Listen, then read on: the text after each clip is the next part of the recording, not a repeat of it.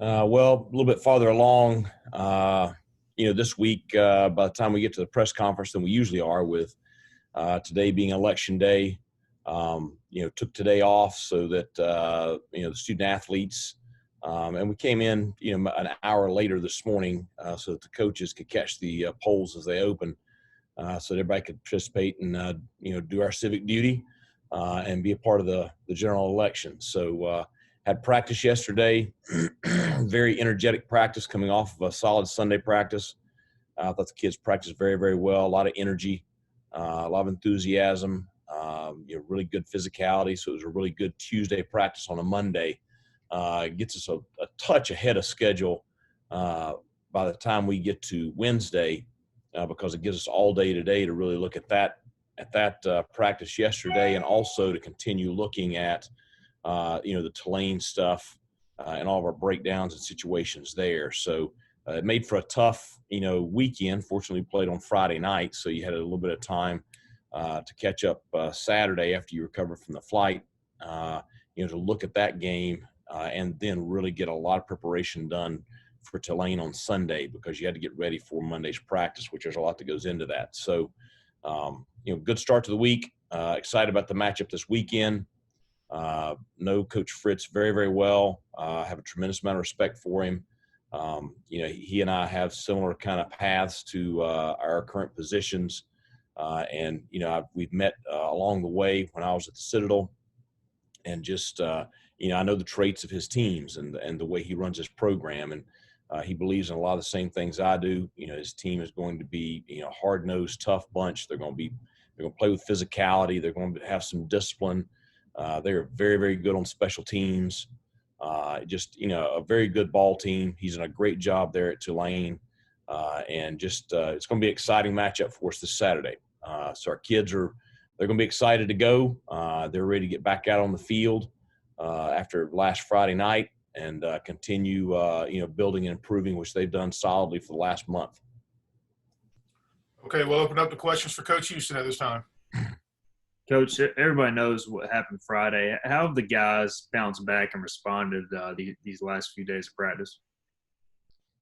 I mean, I think they've responded as good as I could ask them to. Are they pissed off about Friday night? Yes, we all are. And it is what it is. There's nothing we can do about it. That's it. You're mad about it. It's not right. It should have been a different turnout. They earned the right to win Friday night. That's what I preach, is you earn the right to win. You finish the game. They did that. And even in spite of the circumstances, they continued to battle and respond. They never hung their head. They give us a shot on the last play of the game. And they have continued on just like that. And I continue to be impressed with the guys that we have on the field and continue to be just so encouraged with the way they respond. And, we had a good practice Sunday, and I thought we had just a fantastic practice yesterday afternoon. And I don't have to say anything to the kids. They know, they have embraced the way we do. And it's, you show up every day and you're going to compete and you're going to work. And it's the results are what the fans are seeing on the field on game day. But I get the pleasure of seeing it every single day. If you want to get on that field and you want to represent East Carolina University, the path. You got to get out there and you got to compete and you got to perform and you got to align yourself with your teammates. And it's just so enjoyable to watch on a daily basis. And so very, very pleased the way they responded here early in the week. And that's why I feel confident going into this weekend that they're going to continue to practice that way throughout the week because they believe in their preparation and how it results in improved play on game day. And they know that they're playing very, very well right now. Kind of going on, Coach, it might seem drastic maybe, but if you internally in the building with the players say, hey, you won the game, or if you told them just ignore the win-loss part of it, just psychologically, how have you handled that maybe, or have you not said anything at all about did you win or lose? They got screwed. That's what I told them. And I wished I could change it, but you can't change it. You can't go back. Everybody wishes they could go back. I'm sure the officials wish they could go back. But you can't. you know, and it's, hey, life is not fair. That's it. And it's how you respond to adversity. And that's why I've really, you know, I've tried to, you know, I talked to them Saturday just briefly on a Zoom chat, just because I wanted to connect with them, just to, you know, because I was hurting for them, because I see how much they're putting into this every single day. But then we talked on Sunday just that, you know, you can't let one loss beat you twice. And so you got to move on from it, and get ready for Tulane, because Tulane is a very, very good football team. And, you know, we've got to play our best this Saturday to have a shot. And so, you know, you acknowledge it because you can't ignore it. You know, the American Conference, they made their statement acknowledging what happened. And now we've got to, you know, put that behind us and move on to Tulane as a group. Coach, did you get any more explanation other than the public statement from the conference? Because the second review seemed to be more blatant than the first in terms of inaccuracy. I've had significant dialogue with the conference office, and I would just leave it at that.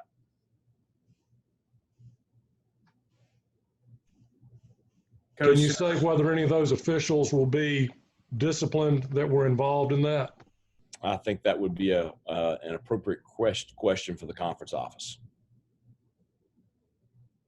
Coach, Jake, he's had a few kicks blocked lately. Is it more up front? Is he kicking it low? What have you seen on the film review? You know, the one a few games back against Navy, trajectory was a little bit low on that one, and I say that I'm not going to sit here and be critical of Jake, because we are fortunate to have a great place kicker. I'm saying what he knows and what he and I talk about. We did get a little bit of penetration in that one Friday night. You know, it's one of those things where it's a tough deal when they're overloading you there at the guard position. But we got to do a better job in protection. And Jake is a talented enough kicker where he knows and he critiques himself. He and John work great together. That you know, there's certain things they can do to get the ball up a little bit quicker. So I wouldn't be critical of Jake as much as I would say he's making some adjustments in those situations where it's a close range kick, you know, to perform at a higher level. And that's, you know, when you have a guy that has the abilities that Jake has, it's really refreshing, because he holds himself to a high standard, and you know, he wants to be perfect. And so anything he can do to improve our opportunities and our chances, he's going to do those things. Coach, Mike, you come into this week's game with a little bit more determination and increased confidence after the way things have gone the last couple of weeks. Talk about what that does for your ball club entering this game against Tulane. Well, I think, like I said in my kind of opening statement there, I mean, or my first answer is just, you know, the players have seen drastic improvement in their play week in and week out. And you can directly attribute it to improved performance in practice, improved preparation. I mean, offensively, the last couple of walkthroughs that we had on Friday and on Thursday and Friday of last week, you know, you have, you know, 0 MAs. So you have no mistakes in, you know, hour-long walkthroughs. And that tells you that the players are dialed in, that they're really focused. And so, and the result is, you know, you have these heavy work days of Tuesday and Wednesday and Thursday, or last week, obviously Monday, Tuesday and Wednesday.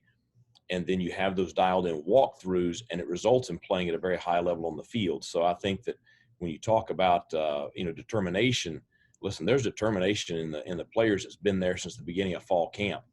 And there's been significant improvement every single week since the beginning of fall camp.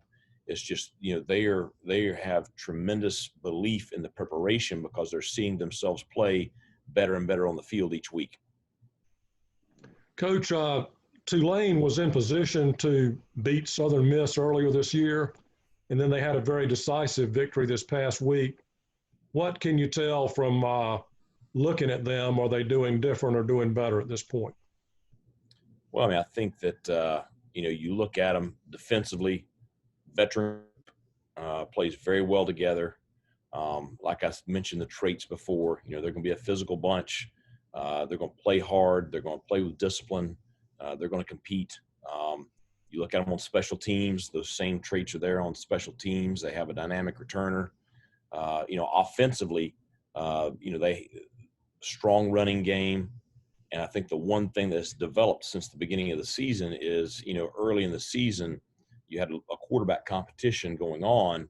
And, Michael Pratt, the freshman, has won that competition now. And so now you've seen him grow as a starter and play better and better each week. So now you see him play very well against Temple. He's a guy that can beat you with his legs. He's an above average runner.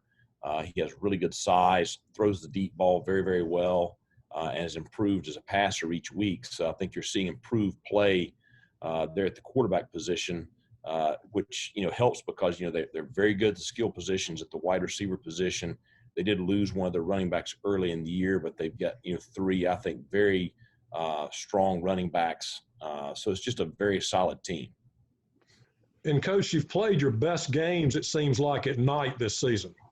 Is there any explanation for that, or is it related to starting time at all? Well, I think we played pretty well against Navy as well. And so I think it's more related to the past month. I think you saw, beginning of the year with no spring practice and no summer and a new defensive scheme and a mostly new defensive staff.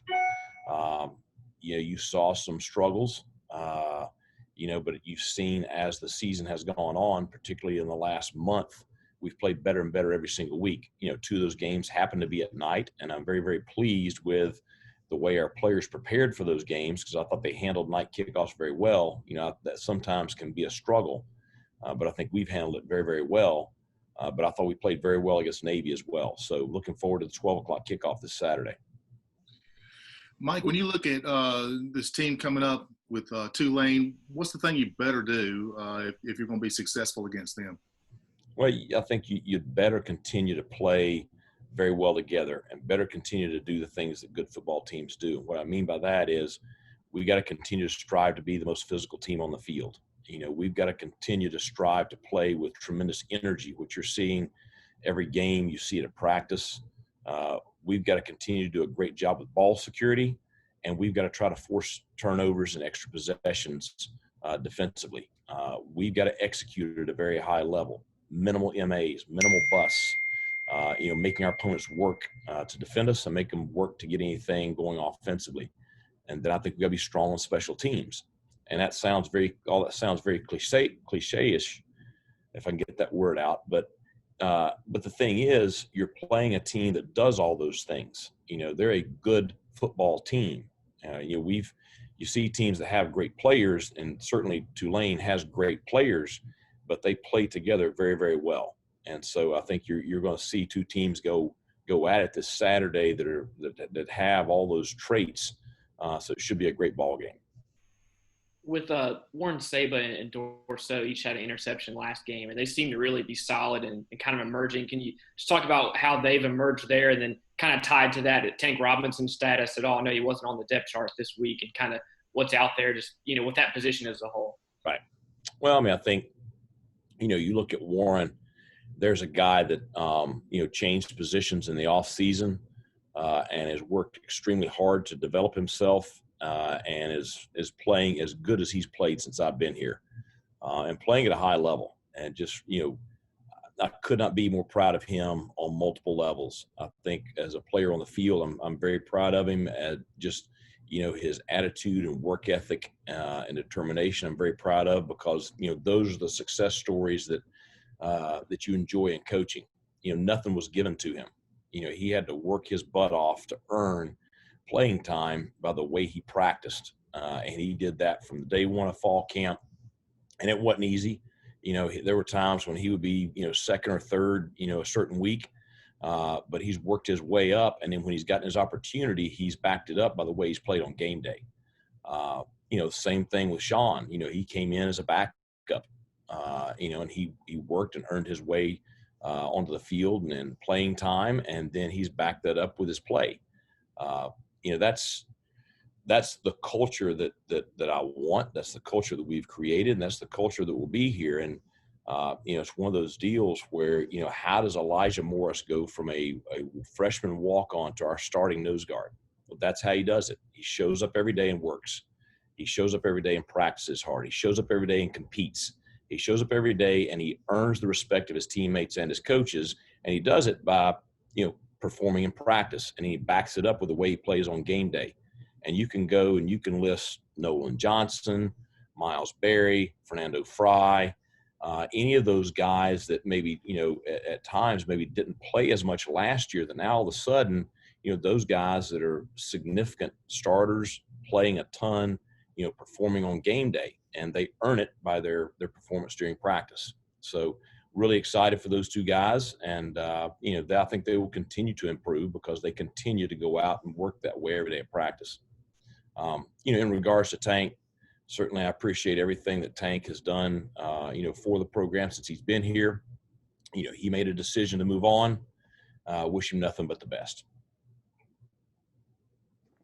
Coach, we kind of take Tyler Snead for granted. When you just cut on the tape and see what he did Friday night, how valuable is he to this program, to this offense? All those things I was just talking about, that's Tyler Snead. I was sitting at practice yesterday, and we're early in practice. It's a pat and go period where the receivers get loose and their quarterbacks get loose and they're working on routes. We talk a lot about practice habits. And we had a freshman receiver, and he catches a route, and he kind of turns and kind of trots up the field. And so I'm coaching him, and I'm saying, no, that's we want to catch it, sharp burst and really accelerate out of that catch and get north right now.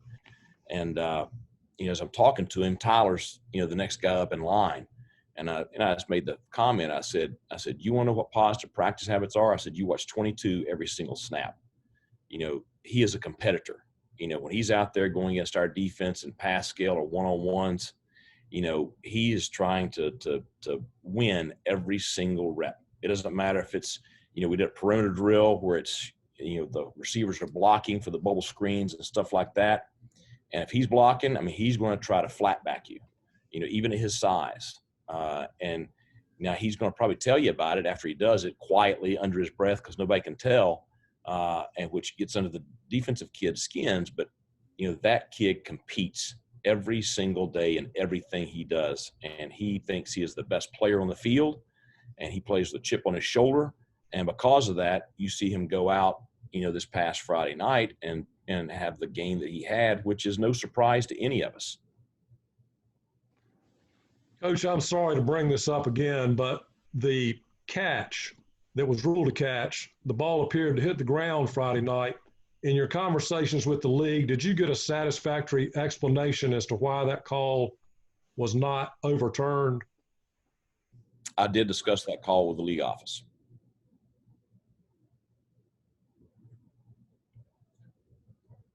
Did they give you an explanation that satisfied your question of that call?